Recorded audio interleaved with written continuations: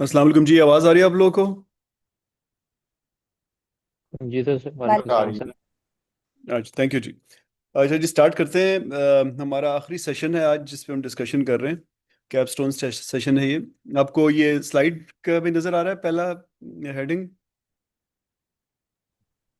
जी sir. अच्छा, ठीक है जी। तो ये इस कोर्स में हमने, आप लोगों को याद होगा कि शुरू किया था। एक कह लें कि टेक्निकल एंगल से एनर्जी फ्लोज को देखा, एफिशिएंसी को देखी, फिर थर्मल सिस्टम्स, इलेक्ट्रिकल सिस्टम्स को, यानी फंडामेंटल्स हमने समझने की कोशिश की। फिर हमने एक पर्सपेक्टिव बदला और फिर फाइनेंशियल एवेल्युएशन की तरफ गए हम। फिर और थोड़ा पर्सपेक्टिव बदला और रिन्यूएबल्स और बैटरीज, स्टोरेज की कॉस्ट, ग्रिड ट्रांसमिशन, वहाँ पे कैसे हम एक और नई मार्केट पैदा कर सकते हैं, उस चीज़ को देखा। और फिर आखिरी पार्ट में हम एक डिजिटल एनर्जी मैनेजमेंट, उसके एनालिसिस कैसे करना है, उसकी तरफ चले गए। और फिर हम कल्मिनेट किया हमने ईएसजी का एक पर्सपेक्टिव लेके, कार्बन अकाउंटिंग का पर्सपेक्टिव लेके, कार्बन फुटप्रिंट का और सीबैम का, और आखिर में क्लाइमेट रिस्क या रिजिलियंस के एंगल से हमने इस कोर्स तक अभी तक पहुंचे हैं। तो एक एक लॉजिकल सा क्वेश्चन बनता है, कोई भी ये चीज़ें पढ़े ना तो उसको दिमाग में, कि अगर ये सारी टेक्नोलॉजीज, फ्रेमवर्क्स और टूल्स मौजूद हैं, तो जैसा इंतज़ार ने भी शायद पूछा था पिछले सेशन में, तो फिर ये प्रॉब्लम क्यों हो रही है, इतना स्ट्रगल क्यों कर रहे हैं लोग एनर्जी परफॉर्मेंस के साथ ना? क्योंकि फिर उनको, यानी इंतजार के सवाल में ये था कि हम पे तो ये चीज़ें आ गई हैं, तो वेस्ट वाले क्यों नहीं कर रहे? स्पेशली उन्होंने यूएस की और नासा की बात की थी। तो लॉजिकली वो बात सही बनती है। वो ये टेक्निकली वो ये है कि वो लोग उसके सिग्नेटरीज ही नहीं है, लेकिन लॉजिकली ये बात ठीक लगती है कि जो लोग ज़्यादा कार्बन फुटप्रिंट है जिनका ज़्यादा, वो और जनरेट किए जा रहे हैं। चाइना और कोल इस्तेमाल कर रहा है, अमेरिका साइन ही नहीं कर रहा। और जिनका बहुत थोड़ा फुटप्रिंट है उनके ऊपर ये वाली चीज़ें ज़्यादा आ रही हैं, वो इसका ज़्यादा ख्याल रख रहे हैं। तो इसका जवाब बड़ा इंपॉर्टेंट है कि जाहिर है कि हम लोग एक रेसिपिएंट एंड पे है ना, हम उनको अपनी चीज़ें बेचना चाहते हैं। वो हमें अपनी चीज़ें इतनी नहीं बेचना चाहते जितनी हम बेचना चाहते हैं। हम नेचुरली उनको, एक टेक्नोलॉजिकली कमज़ोर इकॉनमी है हम, उसके पीछे जो भी रीजंस हैं, वो लोग टेक्नोलॉजिकली स्ट्रांग हैं। तो फिर नेचुरली हम उनको बहुत सारी चीज़ें वैसे ही, पैसे वैसे ही दे देते हैं हम उनको, मुख्तलिफ मैनेजमेंट एंगल से, फाइनेंशियल एंगल से, फाइनेंशियल इंस्टीट्यूशंस के एंगल से। यानी आप जो भी ट्रांजैक्शन करते हैं, थोड़े से पैसे अमेरिका उसमें से ले जाता है। वो सिस्टम ही ऐसा बना हुआ है। तो हम बहरहाल सिस्टम के एक गिविंग एंड पे हैं, वो लोग रिसीविंग एंड पे हैं, यानी उनको पैसे मिलते हैं, हम पैसे दे रहे होते हैं। और इसी तरह हमने कोई चीज़ बेचनी होती है तो हमने उनको बेचनी होती है। वो के उनको उनके लिए जितनी एक्सपोर्ट्स उनकी पाकिस्तान होती हैं वो इम्पोर्टेंट ही नहीं है। इसी तरह किसी यूरोपियन मुल्क के भी या इवन चाइना की भी, हमारे लिए वो चीज़ ज़्यादा इंपॉर्टेंट है, बल्कि उनसे ख़रीदना ही हमारे लिए ज़्यादा इंपॉर्टेंट है। और अब हम इस पर्सपेक्टिव से देखें तो एनर्जी फेलियर्स जो हैं वो फिर अब टेक्निकल फेलियर्स नहीं हैं, वो लीडरशिप के, गवर्नेंस के, यानी मैनेजमेंट की चीज़ें जो होती हैं ना, इंसेंटिव्स के फेलियर, ऑर्गेनाइजेशंस को अलाइन होना, और मोस्ट इम्पॉर्टेंटली आपको एक चीज़ पता चल जाए ना तो फिर उसकी एग्जीक्यूशन कैसे करते हैं आप, उसके फेलियर्स हैं यहाँ पे। तो इस वजह से जो हमारा आज का आखिरी कैपस्टोन सेशन है, ये इन सब चीज़ों को, इट ब्रिंग्स होम एवरीथिंग। और एक इस पर्सपेक्टिव से कि एनर्जी स्ट्रेटजी जो है वो इक्विपमेंट लेवल पे नहीं फेल होती है। यानी ऐसा नहीं होता कि आपके पास कोई अच्छी चीज़ नहीं है, या आपकी आपकी कोई तारें अच्छी नहीं बिछी हुई, या आपके पंखे ज़्यादा चल रहे हैं, बिजली ज़ाया हो रही है तो आप फेल हो गया। उस ये एक ऑर्गेनाइजेशनल लेवल पे फेल होती है, मैनेजमेंट लेवल पे। और इस वजह से हमने आज का इस सेशन को कह लें कि कैपस्टोन सेशन रखा हुआ है। तो इसका टाइटल है strategic energy leadership and organisational transformation. तो ऑर्गेनाइजेशंस, जैसा मैंने कहा, फेल होती हैं एनर्जी स्ट्रेटजी पे। तो क्यों फेल होती हैं, यानी मैनेजमेंट के वो कौन से एस्पेक्ट्स होते हैं? तो यहाँ पे कुछ एस्पेक्ट्स लिखे हुए हैं। पहला लिखा हुआ है साइलोड डिपार्टमेंट्स, यानी एनर्जी के बारे में जो आप डिसीजन मेकिंग कर रहे होते हैं वो फ्रेगमेंटेड होती है। जैसे एक हमारे आजकल क्लाइंट हैं, वो एक बड़ी पाकिस्तान की बड़ी ऑर्गेनाइजेशन है। वो अब उनके पास एक एडमिन का डिपार्टमेंट है और समहाउ एनर्जी को वही मैनेज कर रहे हैं।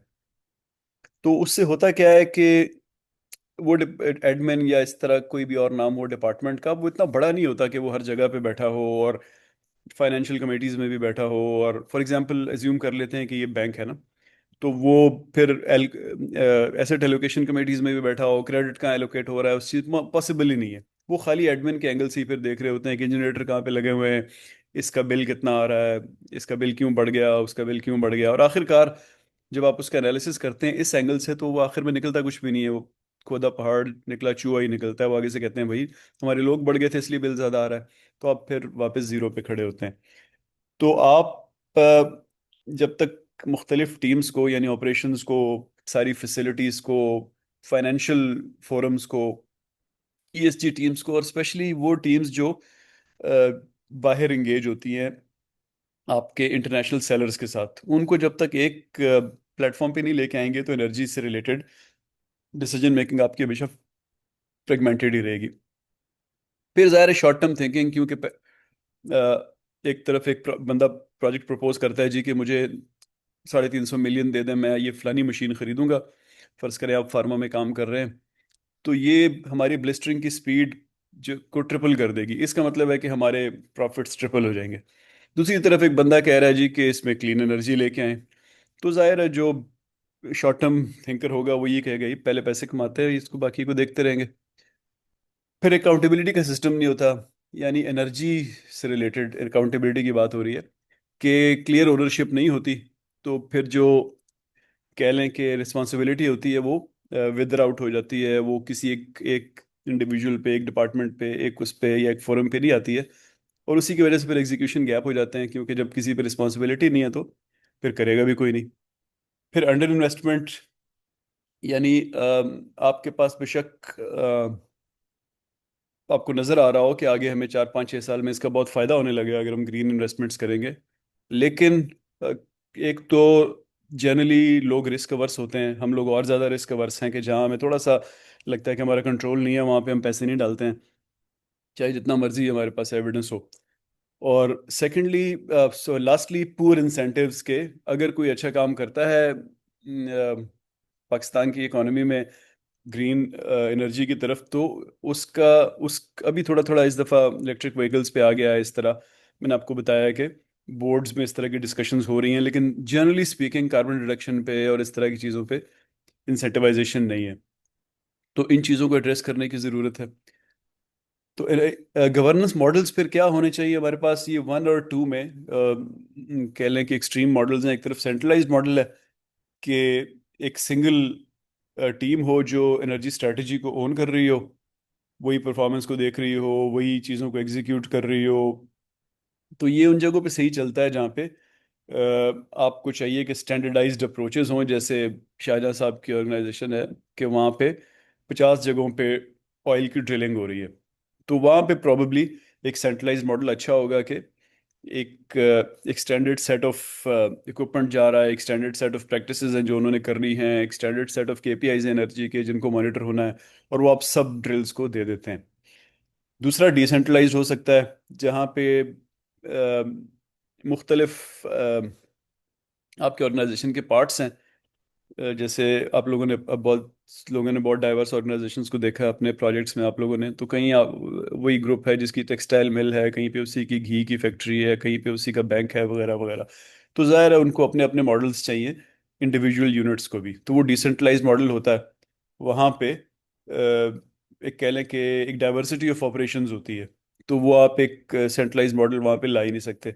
और फिर तीसरा मॉडल ये हो सकता है कि आप एक हाइब्रिड मॉडल ले आएं कि एक टीम हो सेंट्रल डेफिनेटली, कि वो गाइडलाइंस दे, वो ओवरऑल गोल्स बनाए, वो वो ऑर्गेनाइजेशन को अपने 5 10 साल के फ्यूचर का बता रहा हो कि हम कहाँ कहाँ बिजनेस करेंगे, लेकिन एग्जीक्यूशन वो लोकल लेवल पे छोड़ दे। तो आप अपने ऑर्गेनाइजेशन में देखें आपको कौन सा मॉडल सबसे अप्रोप्रिएट सूट करता है, और उसी हिसाब से फिर आप उसको आगे लेके चलें। तो इसी से एक फ्लो ये निकलता है कि फिर ओन कौन करेगा। ओन डेफिनेटली फिर एक क्रॉस क्रॉस फंक्शनल ओनरशिप होनी चाहिए, ताकि तमाम लोग जिसका जो रोल है वो अदा करें और इस हाईएस्ट लेवल पे इसकी अकाउंटेबिलिटी हो। तो सीईओ जो है वो ऑब्वियसली वो अल्टीमेटली रिस्पॉन्सिबल होते हैं हर चीज़ के लिए और अकाउंटेबल भी होते हैं।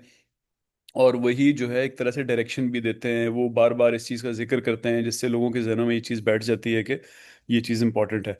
जो सीएफओ होता है वो इस पार्ट से बहुत इंपॉर्टेंट होता है कि वो फाइनेंशियल डिसीजन मेकिंग कर रहा होता है, कैपिटल एलोकेट कर रहा होता है, रिस्क को देख रहा होता है।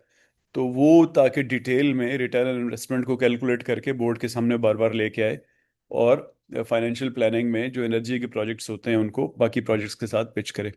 ऑपरेशंस वाले ऊपर सी स्वीट पे भी और इधर ऑपरेशंस टीम के लेवल पे भी ऑपरेशंस को देखते हैं। और इसी तरह जो ईएसजी लीडर्स होते हैं जो कार्बन अकाउंटिंग के एंगल से चीज़ों को देखते हैं, वो उस चीज़ को एम्फसाइज करते रहें जगह जगह पे। तो फिर सक्सेसफुल ऑर्गेनाइजेशंस जो होती हैं वो एक क्रॉस फंक्शनल स्टीयरिंग कमेटी बनाती है इन सब लोगों से मिलके। आपके ऑर्गेनाइजेशन में हो सकता है कि कोई और भी इंपॉर्टेंट हो, जैसे फॉर एग्जांपल फैसिलिटीज मैनेजमेंट। जैसे कराची में ऐसा होता है कि जो बड़े ग्रुप्स हैं, जैसे बैंक्स हैं, बड़े अलाइड बैंक है, या उससे भी बड़ा यूबीएल है, या बैंक अल हबीब है, उनकी कराची में ही 300-400 प्रॉपर्टीज होती हैं, और एक एक प्रॉपर्टी जो है वो 20-20 मंजिला होती है। और उसके अंदर हर एक में जो है हजार हजार लोग काम कर रहे होते हैं। तो वहां पे हो सकता है कि फिर आपका फैसिलिटी मैनेजर भी इसमें इन हो जाए और वो भी इस स्टीयरिंग कमेटी का एक इम्पोर्टेंट बंदा हो। तो ज्यादातर फेलियर्स जैसे मैंने आपको कहा एक मैनेजमेंट एंगल से होते हैं ना, तो उनमें एक बहुत बड़ा इंपॉर्टेंट एंगल जो है वो लोगों का बिहेवियर या कल्चर भी होता है।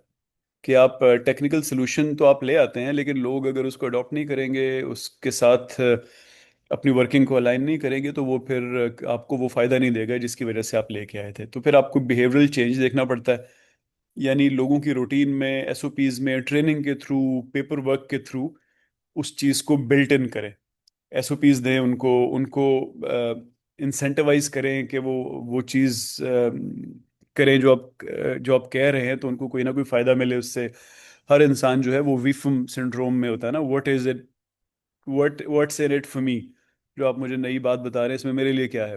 तो हर एक आपके पास जवाब होना चाहिए कि आपके लिए इसमें ये फायदा है।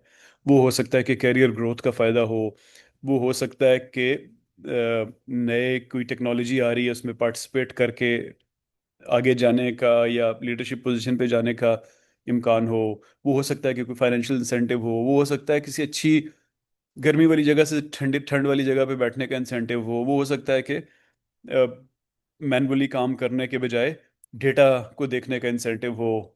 तो कोई भी आप उनको बेसिकली बता रहे होते हैं कि उनका काम कैसे आसान हो जाएगा या वो कैसे आगे जा सकेंगे। इसी तरह लोगों को एंगेज करना बड़ा इंपॉर्टेंट होता है, क्योंकि क्योंकि जितने ज़्यादा लोग आपकी टीम में आते हैं, जितने ज़्यादा लोग आपके साथ कन्वर्ट हुए होते हैं, उतना ज़्यादा आपका काम करना आसान हो जाता है। तो लोग नॉर्मली क्या करते हैं कि लोगों को कहते हैं कि आप ही हमें बताएं कि हम ये काम कैसे करें। अब आपको पता होता है कि वो क्या बात बताएगा ना, लेकिन सिर्फ एक सवाल की शक्ल में रखने से वो आपकी टीम पे आ जाता है। हालांकि आप ये भी कह सकते हैं लेट्स डू दिस, लेकिन बजाय इसके आप उनको बैकग्राउंड बता के उन्हीं से पूछें आप बताएं क्या करें। तो थोड़ी देर में चीज़ें ड्राइव होके उधर ही आ जाती हैं जहाँ पे आप चाहते हैं। लेकिन अब फ़र्क ये हुआ होता है कि पहले आप अकेले एक तरफ खड़े होते हैं, अब सारे लोग आपके साथ खड़े होते हैं। तो लोगों को इंगेज करना बड़ा ज़रूरी होता है। और इसमें एक इम्पॉर्टेंट चीज़ ये भी होती है कि आप, यानी जो लोग एग्जीक्यूटिव लेवल पे होते हैं, उनको इन डेप्थ विजिबिलिटी नहीं होती है ऑपरेशंस की ना, जाहिर है आपका स्कोप ही नहीं होता वो। तो अगर आप उन लोगों को जितना ज़्यादा एंगेज करते हैं तो वो आपको कभी कभी ऐसी चीज़ें सामने लेके आते हैं जो वाकई इम्पैक्टफुल होती हैं। फिर इसी तरह इंसेंटिव्स, इसी तरह अवेयरनेस मुख्तलिफ तरीकों से लोगों में क्रिएट करना। तो गोल ये होता है कि जो आप चेंज लाना चाहते हैं वो एक कल्चरल लेवल पे चेंज हो, बजाय इसके कि बड़े साहब को एक प्रेजेंटेशन हो गई और तालियां बज गई और एक डॉक्यूमेंट निकल आई। तो वो ऑब्वियसली वो फिर साल बाद आप मुड़ के देखेंगे तो कुछ भी नहीं हुआ होगा, वो डॉक्यूमेंट कहीं पे पड़ी हुई होगी। तो चेंज मैनेजमेंट के चैलेंजेस क्या हैं? ये तीन मेन चैलेंजेस हैं। सबसे बड़ा चैलेंज ये होता है कि लोग पुराने तरीके से काम करना चाहते हैं, उनको आसानी होती है, वो 20-20 30-30 साल का एक्सपीरियंस होता है, तो वो उससे हटना नहीं चाहते। तो वहाँ पे पीछे जो हमने बात की कि उनको विफम समझाना, उनको बताना कि ये चीज़ चेंज हुई तो आपको क्या फ़ायदा होगा, ऑर्गेनाइजेशन को क्या फ़ायदा होगा, मुल्क को क्या फ़ायदा होगा। और कहीं उनको लगता है कि नहीं हम तो बहुत पुराने हो गए हैं, हम तो ये चीज़ सीख नहीं सकते, तो फिर उनको ट्रेन करना, क्रॉस ट्रेन करना, मल्टीपल जॉब्स देना, लोगों के हाउ को के क्वेश्चंस को एड्रेस करना कि ठीक है आप कह तो रहे हैं लेकिन ये होगा कैसे? तो ये टेक्निकल ट्रेनिंग हो गई। और जो उनकी जो मैनेजमेंट ट्रेनिंग होती है या बिहेवियरल ट्रेनिंग होती है वो अच्छा क्यों कर रहे हैं, और हम ये ना करें और वो करें तो क्या होगा, तो इस तरह के सवालों के लिए आप उनकी फिर बिहेवियरल ट्रेनिंग करते हैं। तो जो ट्रेनिंग प्रोग्राम्स होते हैं इस तरह के केसेस में, कहीं पे भी आप यानी चेंज करना चाहते हैं, कोई फंडामेंटल चेंज लाना चाहते हैं, तो वो एक तरफ टेक्निकल ट्रेनिंग होती है और उसी दूसरी तरफ चेंज मैनेजमेंट या बिहेवियरल ट्रेनिंग होती है। और आखिर में प्रोसेस रीडिज़ाइन, के लोगों को पुराने तरीके से हटाने का सबसे आसान तरीका ये होता है कि उनको ट्रेन करके प्रोसेस को चेंज कर दें, प्रोसेस को नए रास्ते पे ले आएं, पुराना रास्ता बिल्कुल बंद कर दें। जो सॉफ्टवेयर की जुबान में, या अगर आपके पास पुरानी इक्विपमेंट में बहुत पैसा लगा हुआ है तो ये इतना आसान नहीं होता। आप नॉर्मली क्या करते हैं कि दोनों को पैरेलल रन करके कुछ अरसा चलाते हैं और आहिस्ता आहिस्ता फिर पीछे वाले को मेंटेन नहीं करते या उसमें नई इन्वेस्टमेंट्स नहीं करते, तो वो खुद ही डाई डाउन हो जाता है। तो जो भी आपको मॉडल सूट करता है आप वो करें, लेकिन द आइडिया है इसके प्रोसेस रीडिज़ाइन की ज़रूरत होती है। तो जो कैपिटल एलोकेशन होता है, जैसा हमने पीछे बात की कि एनर्जी के प्रोजेक्ट्स compete कर रहे होते हैं आरओआई में ऐसे प्रोजेक्ट से जो फौरन पैसा दे सकते हैं, यानी आप फौरन यहाँ लगा दें। और कुछ नहीं तो आप कम से कम यही कह सकते हैं कि इसको एंडोमेंट फंड बना के बैंक में रख दें, 12% तो वहां से मिलना शुरू हो जाएगा।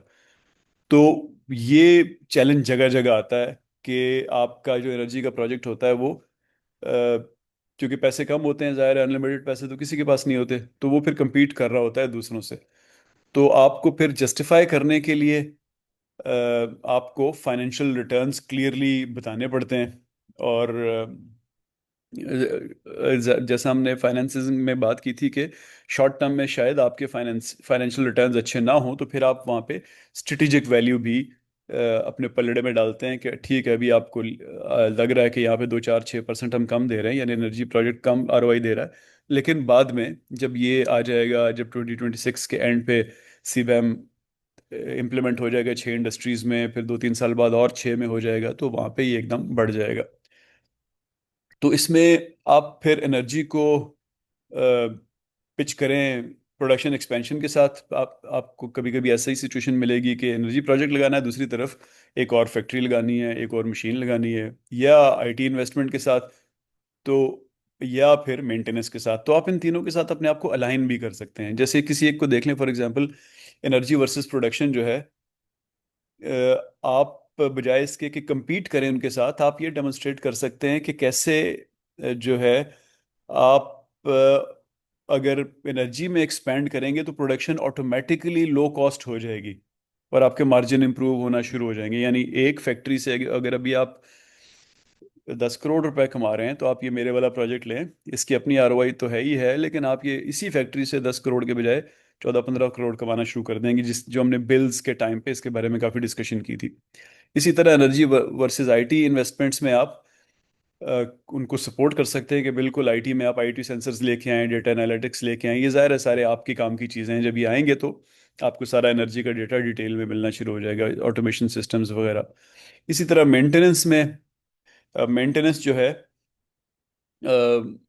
वो कैसे आपके साथ कंबाइन हो सकती है कि आप एनर्जी रेट्रोफिटिंग को मेंटेनेंस के साथ कंबाइन कर सकते हैं। कि इससे क्या होता है कि आपकी कंजम्पशन कम होती है, मेंटेनेंस की ज़रूरत ही कम पड़ती है अगर सही टाइम पे आपके डिजिटल सिस्टम्स ने आइडेंटिफाई कर दिया कि कोई चीज़ ब्रेक डाउन होने लगी है। तो द आइडिया इसके बजाय इसके कि आप compete करें हर जगह पे दूसरे प्रोजेक्ट्स के साथ, आप उनको कॉम्प्लीमेंट कर सकते हैं। तो आप देख रहे हैं कि हम कैसे बेसिकली आज ना सिर्फ मैनेजमेंट की या स्ट्रेटेजिक चीज़ें डिस्कस कर रहे हैं कि कैसे एम्बेड किया जाए एनर्जी चेंज मैनेजमेंट को। तो अब आपको पोर्टफोलियो प्रायोरिटाइजेशन मैट्रिक्स एक अपने दिमाग में रखनी पड़ेगी कि हर जगह पे हर चीज़ नहीं बिकती है।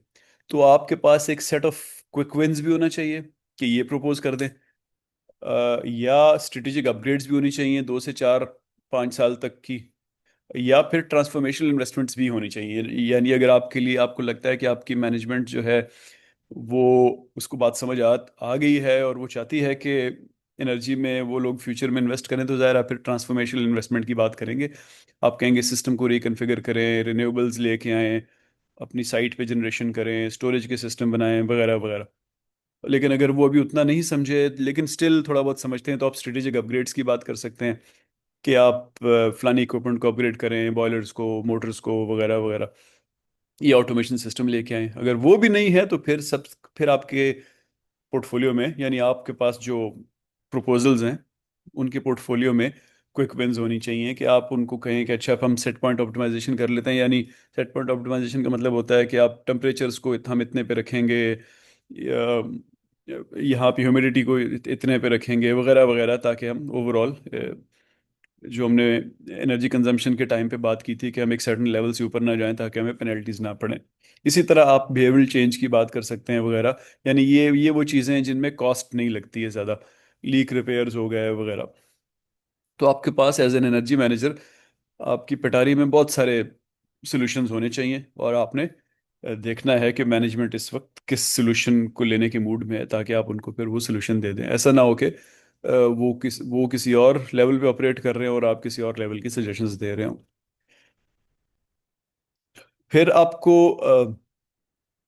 4 एरियाज में कैपेबिलिटीज चाहिए, ताकि आप एनर्जी की स्ट्रैटेजी को एग्जीक्यूट कर सकें। ज़ाहिर है टेक्निकल हर दफ़ा चाहिए ही होती है, इक्विपमेंट के बारे में आपको जानना बहुत ज़रूरी होता है, आपको अपने सिस्टम्स के बारे में री इंजीनियरिंग कैसे करनी है, इन सब चीज़ों को आपने जानना होता है। दूसरी तरफ आपकी डिजिटल की नॉलेज भी होनी चाहिए, आपकी मतलब एक इंडिविजुअल में शायद ना हो लेकिन टीम में ज़रूर होनी चाहिए। यानी कि डिजिटली चीज़ों को एनालाइज कैसे करना है, आईओटी प्लेटफॉर्म्स पे कैसे एनर्जी कंजम्पशन को लेके आना है, ऑटोमेशन कैसे करनी है वगैरह।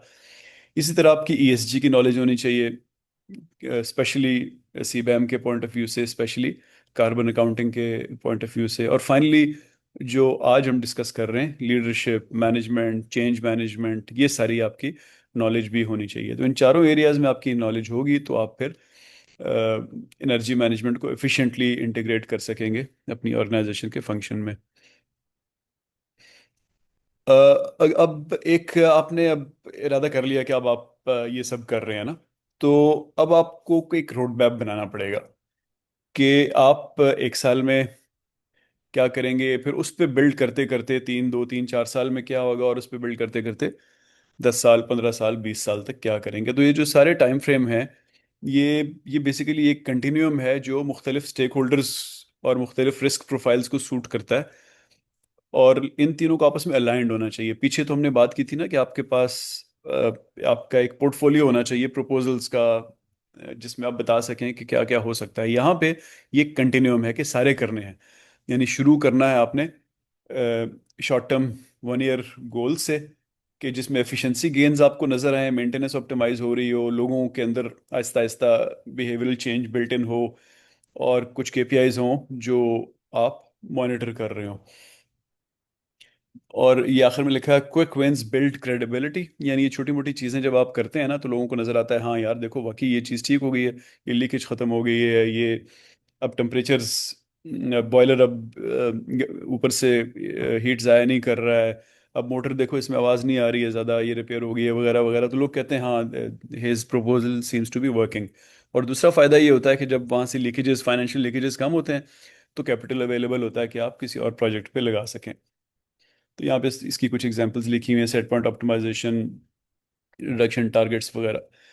फिर उससे आगे 3 4 साल, 2 साल का जो इन्वेस्टमेंट रोड मैप होता है, उसमें ऊपर हमने ऑपरेशंस की बात की, अब हम इन्वेस्टमेंट की बात कर रहे हैं कि इसमें आप एक एक पाइपलाइन बनाते हैं कैपिटल प्रोजेक्ट्स की, जिनमें आपने कुछ स्कोप रखा होता है, बजट रखा होता है, आरओआई रखा होता है, और इसको रिव्यू करते रहते हैं। जैसे फॉर एग्जांपल एक प्रोजेक्ट हो सकता है कि एक सेट ऑफ इक्विपमेंट को रिप्लेस करना है, पहले 6 महीने में ये करेंगे, अगले साल में ये करेंगे, अगले साल में ये करेंगे, वगैरह वगैरह। इसी तरह कोई डिजिटल इंफ्रास्ट्रक्चर में आप इन्वेस्ट करना चाहते हैं, हम पहले ये चूंकि सबसे ज़्यादा बिजली इन इक्विपमेंट पे खर्च हो रही है, तो इन पे आईओटी डिवाइसेस लगाते हैं, फिर इन पे लगाएंगे, फिर इन पे लगाएंगे, इस तरह। और फाइनली आपका डिकार्बोनाइजेशन का रोड मैप के आप पहले कहेंगे कि हम स्कोप 1 रिडक्शंस करेंगे, यानी जो हमारे ऑन साइट जनरेशन है उसमें हम कार्बन मिनिमाइजेशन करेंगे। फिर हम यूटिलिटी के साथ दिखेंगे, उनसे रिक्वेस्ट करेंगे कि आप हमें ग्रीन एनर्जी दें। और फाइनली हम स्कोप 3 पे, यानी अपने चैनल पार्टनर्स के साथ, सप्लाई चेन पार्टनर्स के साथ पार्टनरशिप्स करेंगे। तो एक आपका स्ट्रेटेजिक रोड मैप होना चाहिए और डॉक्यूमेंटेड होना चाहिए। अब इसमें आप गौर करें तो वो ऑर्गेनाइजेशन जो कुछ भी नहीं कर रही, जो यानी अभी उसने अलिफ बे भी शुरू नहीं की, वो भी इसमें फिट हो सकती है, क्योंकि वो पहले दिन में ऑपरेशनल गोल से शुरू करेगी। और वो जो कि बहुत कुछ कर चुकी है वो भी फिट हो सकती है। और वो जिसने जनवरी 2027 में एक्सपोर्ट्स करनी है यूरोप को, वो भी इसमें फिट हो सकती है। तो एनर्जी लीडर जो होगा फ्यूचर का, बल्कि अभी से ही उसमें एक स्टैंडर्ड यूटिलिटी मैनेजमेंट के पॉइंट ऑफ व्यू से चीज़ों को नहीं देख रहा होगा कि बिल आया और बिल दे दिया। ये तीन एरियाज जो हैं ये उसको लीडर को नज़र में रखने पड़ेंगे। तब जाके वो ट्रूली जो है एनर्जी लीडरशिप कर सकेगा। एआई ऑप्टिमाइजेशन, यानी कि चूंकि अब एआई हर तरफ आ रही है और इतनी सस्ती और इतनी आसान होती जा रही है कि जो अब इससे फ़ायदा नहीं उठाएगा वो बहुत पीछे रह जाएगा। इवन जो प्योरली मैनुअल काम कर रहे हैं उनके कामों में भी एआई अब बहुत हेल्पफुल है, क्योंकि पहले उसको कोई नई चीज़ सीखनी होती थी तो वो जाके किसी टीचर के साथ लगता था और 10 साल प्रैक्टिस करता था या लाइब्रेरियों में पढ़ता था वगैरह वगैरह। अब वो हर चीज़ उसके फिंगर टिप्स पे और वो बहुत जल्दी इंप्रूव कर सकता है। आपने इवन इंतहाई एग्रीकल्चरल काम, यानी भैंसें पालनी है या कोई लूसन लगाना है ज़मीन में, अल्फा अल्फा लगाना है, वो भी you will be better of अगर आप किसी तरह एआई इसकी मदद ले लें। बहुत जल्दी और बहुत बेहतर आप कर सकते हैं। इसी तरह कार्बन मार्केट्स को समझना, कि कार्बन मार्केट को आप कंप्लाई करें, अपना अपना एक रोड मैप रखें, उस रोड मैप पे चलने के सबूत रखें, सर्टिफिकेशंस रखें। आपके गैप्स हैं तो वो क्लियरली आइडेंटिफाइड हों और आप उनको रिपोर्ट भी करते रहें। इसी तरह फिर आप कुछ बेहतरी लेके आते हैं तो उसको मोनेटाइज कर सकें। दरख्त लगाते हैं, आप कोई अच्छी इक्विपमेंट लगाते हैं तो उसको मोनेटाइज कर सकें, आपको कार्बन क्रेडिट्स हासिल हों या कार्बन पेनल्टीज ना पड़ें। और फाइनली रिजिलियंस प्लानिंग के, अभी आजकल ही आप लोगों को आइडिया हो गया होगा, जो लोग साउथ पंजाब में और अपर सिंध में रह रहे हैं उनको तो बहुत अच्छी तरह हो गया होगा गर्मी की वजह से कि कितनी ज़बरदस्त डिस्ट्रप्शन आ रही है ऑपरेशंस में। अभी पिछले 3-4 दिन में 2-3 बड़ी फायर्स हुई हैं पिंडी इस्लामाबाद एरिया में सिर्फ गर्मी से। तो इसके लिए आपको रेजिलियंस प्लानिंग करनी है कि हमारे ऑपरेशंस जो हैं वो डिसरप्ट होंगे। कभी अ, तेज़ बारिश से और हेल से डिसरप्ट होंगे, कभी तेज़ गर्मी से और आगों से डिसरप्ट होंगे, क्योंकि आगे ये वेदर का इशू जो है it's a real issue now. पहले हमें लगता था कि ये मजाक कर रहे हैं यूरोप वाले हमारे साथ, हमारी जेब से पैसे निकालना चाहते हैं, लेकिन अब हमें, मेरा ख्याल है कि ज़्यादातर लोगों को समझ आ गई है कि this is a real issue. और सबसे पहले हम इसके विक्टिम बनेंगे, यानी पाकिस्तान, स्पेसिफिकली पाकिस्तान इसका विक्टिम बनेगा। दुनिया का सबसे ज़्यादा क्लाइमेट प्रोन एरिया है। तो उसके लिए प्लानिंग करनी एनर्जी लीडरशिप के लिए बहुत ज़रूरी है। तो यहाँ पे एक there is a case study, general C case study है। इस स्लाइड को आप लोग अपने टाइम पे पढ़ लीजिएगा। इसमें I there is nothing I have to teach you anew. ये सारी वही चीज़ें हैं जो हम पीछे मुख्तलिफ लेक्चर्स में बात कर चुके हैं। तो इससे रिलेटेड कोई सवाल इंशाल्लाह आपके फाइनल इम्तिहान में आएगा तो अपने जहन में आप ऑलरेडी, मेरा ख्याल है इसमें आपको बहुत मेहनत नहीं करनी पड़ेगी। आप लोगों ने जो कि असाइनमेंट्स जमा कराई हैं वो इन्हीं लाइंस में हैं सारी की सारी। तो इसको पढ़ लीजिएगा और इसी तरह की एक छोटा सा केस आपके इम्तिहान में आएगा। आप कोशिश कीजिएगा उसका जवाब उसी इंडस्ट्री से दें जो आपने असाइनमेंट में किए, तो आपको आसान होगा। किसी और तरह से भी दे देंगे even then it is okay, लेकिन वहाँ से आपको आसानी होगी। तो हमारे फाइनल टेक अवेज क्या हैं जी? Number one, energy is no longer utility issue. सिर्फ बिल का मसला नहीं है, पैसों का मसला नहीं है, इट्स स्ट्रेटेजिक कैपेबिलिटी। जिनके पास अब स्ट्रेटेजिक कैपेबिलिटी होगी, क्या मतलब, सिर्फ दिमागी तौर पे ही इस चीज़ को समझ लेना कि एक इम्पॉर्टेंट चीज़ है और हमें इसके लिए रोड मैप चाहिए, ये बहुत बड़ी स्ट्रेटेजिक कैपेबिलिटी है। ज़्यादातर लोग इसके डिनायल मोड में ही अपने बिजनेस को ख़त्म कर बैठते हैं। और फाइनली आप प्लानिंग भी बहुत सारे लोग कर लेते हैं। आप जब रात को सोते होंगे बहुत सारे ख्वाब देखते होंगे ना, बहुत सारी फ्यूचर प्लानिंग करते होंगे, लेकिन सुबह उठ के फिर उधर ही अपने काम पे चले जाते होंगे और भूल जाती होगी बात। तो एक आध बंदा होता है जो सुबह उठ के काम भी करना शुरू कर देता है रात वाले ख्वाब पे, तो एक्चुअली वही बंदा जीत जाता है। तो द पॉइंट इज के अगर आपने एनर्जी लीडरशिप में कहीं आगे जाना है तो एग्जीक्यूशन इज द की। आप जो काम करना शुरू कर देगा वो उस रास्ते पे चलना शुरू कर देगा। First step is half the journey. और यहाँ आखिर में लिखा है your next steps apply portfolio prioritisation to your organisation, यानी जहाँ हमने ये वाली बात की थी अपनी आपकी ऑर्गेनाइजेशन जहाँ पे भी मौजूद है, अ, उसको क्विक विंस के लेवल पे है तो वहाँ से शुरू कर दें, स्ट्रेटेजिक अपग्रेड्स के लेवल पे तो वहाँ से शुरू कर दें, और ट्रांसफॉर्मेशनल इन्वेस्टमेंट्स के लेवल पे तो वहाँ पे शुरू कर दें।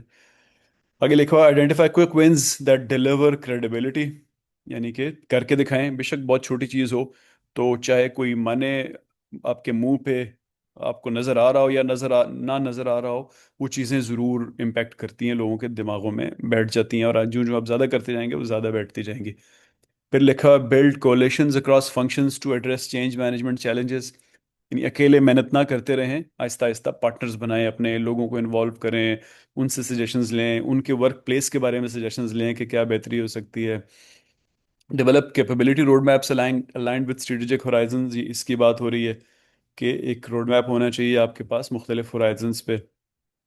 फिर energy leadership is not a destination, it is a continuous improvement journey, यानी काम होता रहेगा। अब ये जो वेदर का, एटमॉस्फेयर का, क्लाइमेट का ये जो चैलेंज है, it is going to get worse, और पता नहीं क्या क्या शक्ल बनेगी आके, मैं कहना भी नहीं चाहता। तो हमें इस रोड पे अब चलना है आगे, अनफॉर्चुनेटली, तो इस स्किल को आपको अपनी साथ साथ बढ़ाते रहना होगा। तो ओवरऑल हम इस कोर्स को देखें तो हम एक बहुत से रास्तों से गुजर के हम बेसिकली एनर्जी लीडरशिप पे आना चाह रहे थे, लेकिन ऑब्वियसली उसके लिए ये मैनेजमेंट का कोर्स था, तो मकसद हमारा यही था, लेकिन उसके लिए कुछ चीज़ें बिल्ड करनी थी जो हमने शुरू में बिल्ड की, जैसे हमने पहले एनर्जी फाउंडेशंस की बात की, फिर हमने ऑपरेशनल एफिशिएंसी की बात की, फिर फाइनेंस की बात आई, फिर सिस्टम ट्रांसफॉर्मेशन की बात आई, ग्रिड्स वगैरह की, फिर हमने केपीआईज और डिजिटल इंटेलिजेंस और स्मार्ट मीटर्स वगैरह की बात की, फिर हम ईएसजी डिकार्बनाइजेशन वगैरह पे आए, resilience, climate risk, net zero, और फाइनली आज हमने इसको कंक्लूड किया एक एक स्ट्रेटेजिक एनर्जी लीडरशिप के पर्सपेक्टिव से, कि ओवरऑल ये सारी चीज़ें जो हमने सीखी, ये स्टैंड लोन इनकी कोई वैल्यू नहीं होती है जब तक आप एक ओवरऑल स्ट्रेटेजिक व्यू पॉइंट के साथ, एक लीडरशिप आपके साथ हो, वो आपको सपोर्ट कर रही हो या नहीं भी कर रही, तो आप फिर एक रोड मैप पे उनको लेके जाते हैं कि ठीक है हम यहाँ से शुरू कर सकते हैं, यहाँ से आगे चलते हैं, तो अल्टीमेटली ज़ाहिर है वो फिर सारी चीज़ें फॉल इन प्लेस हो जाती हैं। तो आप सिर्फ एनर्जी कॉस्ट्स को जहाँ से हमने मैनेज करने की शुरू में बात की थी कि बिल कम आने चाहिए, वहाँ से लेके अब एक कंपेटिटिव एडवांटेज तक हम पहुँचे हैं इस कोर्स में, एंड मकसद हमारा ये था कि हम दूसरी ऑर्गेनाइजेशन से पीछे ना रह जाएं बल्कि उनसे आगे निकलें एनर्जी लीडरशिप में। तो दैट कंक्लूड्स आवर कोर्स जी। आप लोग के अब कोई सवाल हैं इस पर्टिकुलर लेक्चर के बारे में, पूरे कोर्स के बारे में, या आपकी असाइनमेंट्स वगैरह फाइनल के बारे में, तो आप पूछ सकते हैं जी। मैडम महक। अस्सलाम वालेकुम सर, आवाज़ क्लियर है मेरी? जी जी बोलें जी। वालेकुम सर अस्सलाम। मुझे चेंज मैनेजमेंट के हवाले से बात करनी थी।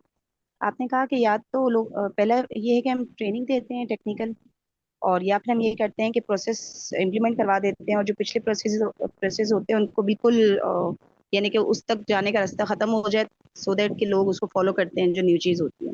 जी जी तो सर इसमें मैं एक चीज़ ये ऐड करना चाहती थी कि ये वैसे हकीकत है कि लोग ना थोड़े से जो टीम होती है आपकी, किसी भी न्यू चीज़ के लिए ना वो थोड़ा सा रिलक्टेंट होते हैं, और जो एक एडेप्टिव कैपेबिलिटी होती है वो जरा कम होती है कि लर्निंग करनी पड़ेगी। ऑब्वियसली पुराने एक्सपीरियंसेस होते हैं, 5-10 साल के जो भी होते हैं, तो एक रिलक्टेंसी होती है। लेकिन ना मैनेजरियल लेवल पे है ना एक चीज़, एक फ्लॉ देखने को मिलता है कि जब भी कोई न्यू प्रोसेस किसी भी हवाले से, इट्स नॉट अबाउट एनर्जी, जब भी कोई न्यू चीज़ इंप्लीमेंट हो रही होती है ना, तो उसकी सिर्फ अच्छाइयाँ बयान की जाती हैं कि इससे हमें ये प्रॉफिट होगा या प्रोडक्शन को ये फायदा होगा या फलानी चीज़ हो जाएगी, इस तरह करके।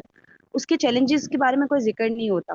तो जब प्रोसेस कोई न्यू इंप्लीमेंट होता है, ऑब्वियसली रिजल्ट्स ना इस तरह से फौरन आपको नहीं नजर आते। तो जो जो टीम होती है ना, जो इन्वॉल्व होती है डायरेक्टली, तो ऑब्वियसली उनमें एक सेंस ऑफ एक रिटेलिएशन या आप रिलक्टेंसी जिसको हम कहते हैं, तो वो जो है ना इस तरह से वो बिहेव मतलब वो करते हैं। तो मेरा ख्याल है इस चीज़ को भी हमें इनकॉर्पोरेट करना चाहिए कि जब हम जो प्रोसेस चेंज कर रहे होते हैं, चेंज मैनेजमेंट की तरफ जा